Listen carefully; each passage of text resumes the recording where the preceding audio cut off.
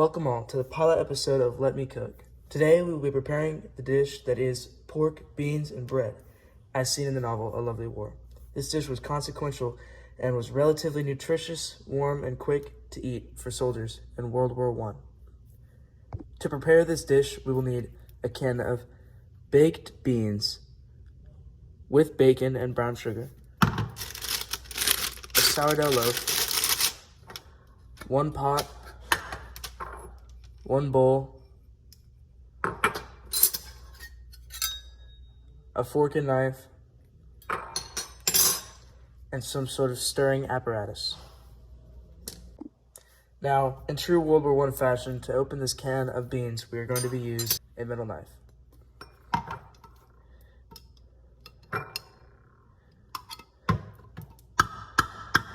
And bam, just like that, we have taken the lid off of this can of beans with merely a knife and no other device.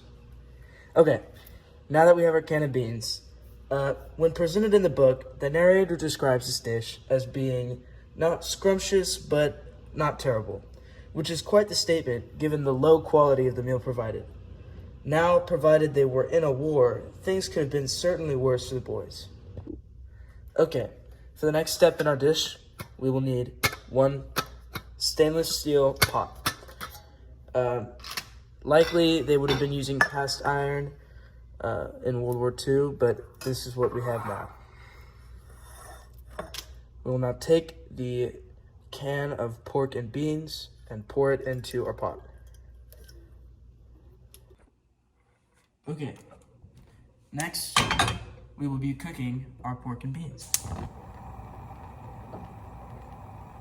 Be sure to put a lid on it so it does not dry out.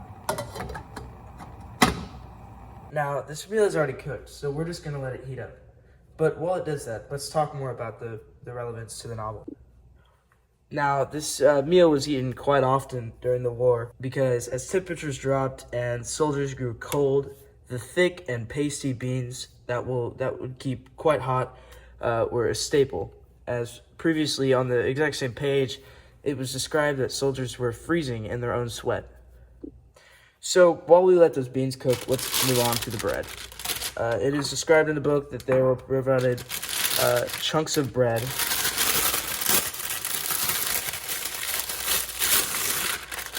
Now, obviously, this likely would have been canned bread that would be quite dense and not very pleasant to eat, but with new inventions, we have prepackaged sourdough. Now, to tie in with the fashion of our meal, it describes it as chunks of bread, which would have likely been quite dirty because they were in trenches. So let's just tear off some pieces. Let's say 1, 2, and we'll go crazy with 3. Now, it's described in the novel that the conditions in these trenches were pretty terrible. Pretty much everything was always cold and wet, and rats and disease ran all throughout these trenches, plagued most of the soldiers. This does provide perspective, however, on the nature of this meal, as it would have been not necessarily a treat, but it would have been a little bit above par for these soldiers with this bread and this warm beans. It's important to note that the undertextualization of the poor conditions likely go to convey the normalcy surrounding these conditions from the soldiers and from the narrator. And once again, these conditions are highlighted by the constant mention of freezing to death and dying of disease and plague in the trenches. So now we're just going to wait for the beans to bubble, and then we'll be ready to eat. So now that our beans are up to temperature and ready to be eaten, we will plate. So we will take our bowl, and likely these would have not been ceramic, but metal. This is just all I have. Then we will take our bread. We'll call it 3 chunks. And this is an everyday meal for a soldier in World War I, as described in the novel A Lovely War by Julie Berry.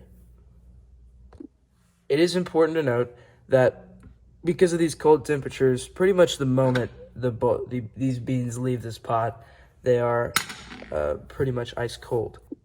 So as we taste test this, let's imagine that it's 20 degrees out and everything is either moldy, muddy, dirty, or wet. Let's see. It's actually not that bad. Now let's try the bread. Bread is okay. It definitely wouldn't be this good if it had come out of a can, but we can imagine. So given this information, it gives us a look into the conditions the soldiers face in this novel. And I personally believe that Julie Berry and this novel, A Lovely War, does a great job at portraying this. Thank you for watching. I'm going to go eat. This is Eddie Hofland reviewing A Lovely War, and this is Let Me Cook.